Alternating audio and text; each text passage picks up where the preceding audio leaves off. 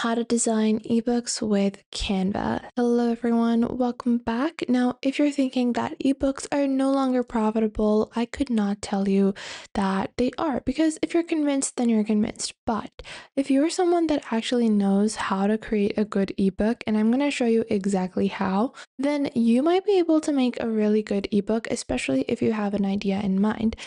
So before I jump into ebook creation with Canva, because it's very simple, very easy, I want to show you guys the different ways that you can actually sell your ebooks, because a lot of the questions that I get are related to actually selling your ebooks and finding marketplaces, finding spaces where you're going to be selling your ebook. So starting off with Amazon KDP, this is the easiest way to sell an ebook. Amazon is a huge marketplace.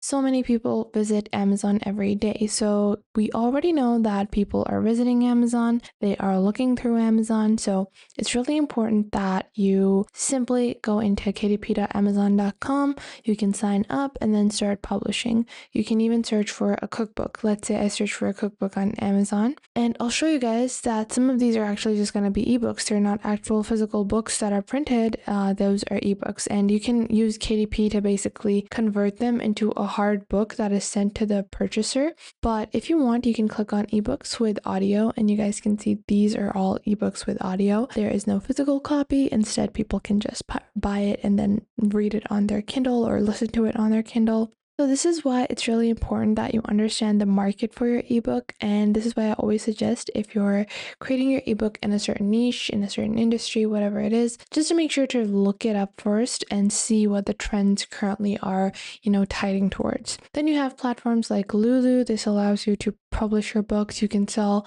if you're popular enough, if you have a brand recognition, then you can create your own Shopify store as well and directly sell your ebooks over there. You can sell on Tentory, and you have a bunch of other marketplaces that you can sell digital books on.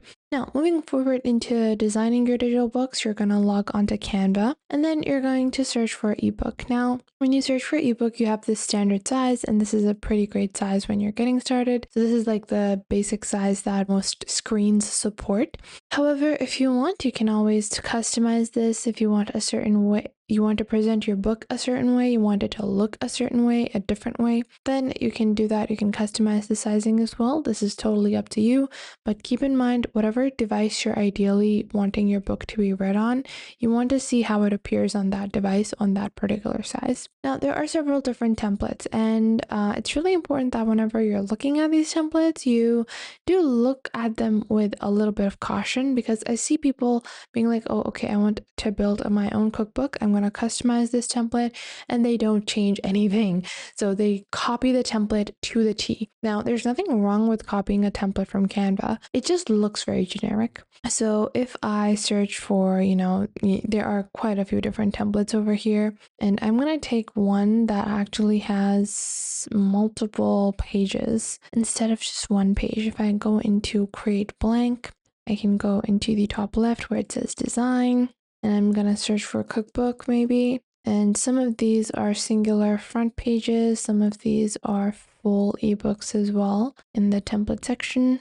So I'm just going to look around a bit, but if I go for something like full ebook, yeah, you guys can see these are the full ebook templates, and these include multiple pages. You guys can see this one over here. This one is a wellness one. Then we also have work-life balance. We have business ones. So there are full, book templates, and people often do use the entire template. So they apply all 14 pages. Now, I find that to be okay. That's a really easy and simple way to get started. But whenever you get started, make sure to customize the appearance a bit. So you don't want to go exactly to the T.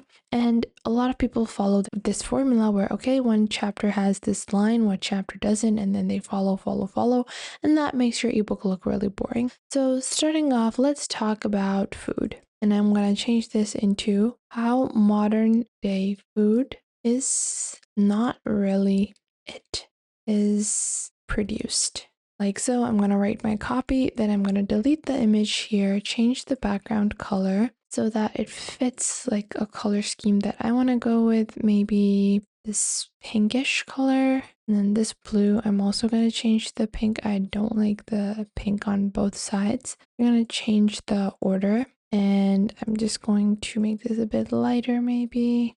I'm just playing around with the color a bit so that we have this really nice little gradient.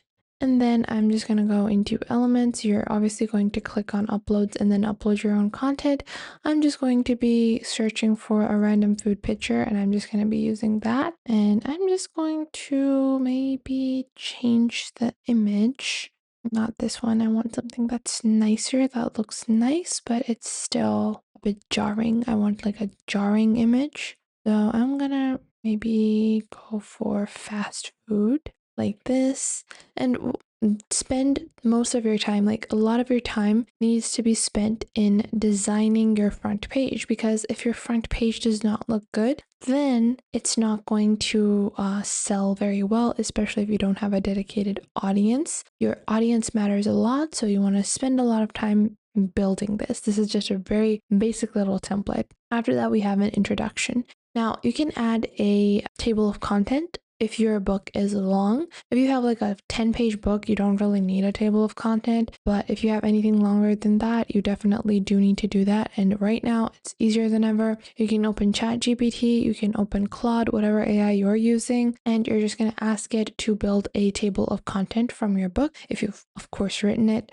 And then what you're going to do is that you're just going to change this table of contents, and then you're just going to add that. Now, to make it a bit more bougie, you can hyperlink all of the items together. That's totally up to you and how you want to create it. Then you guys can see the way that the text has been presented here. So we have some bold blue text, then we have regular text. So it just keeps the viewers a bit more engaged. And then on your top right, you have your share button, you have your download button. You're going to download this as a PDF standard, and that is how you're going to actually be selling the ebook. Now, this is just a simple little draft. What you can also do further is that you can click on any element, click on Ask Canva, you can rewrite the text, you can add images, you can suggest improvements, and Canva will do it for you. You have Canva's native AI that's going to help you in improving everything. So we have this little image section. I'm going to delete that. If I want, I can maybe create an image as well. So I can click on Ask Canva. I want to create food background. Not a good background, a food background. And what it's going to do is that it's going to generate a really nice image that would be suitable as a food background. And this is what the power of Canva AI does for you, so you can simplify a lot of your basic tasks. You can also give your entire book script or your book chapters to Canva AI and ask it to break it down into chapters and sections, and then you can start designing in sections. Keep in mind that if you leave it up to the AI to just put in all of the sections and all of the pages, they're going to look very boring.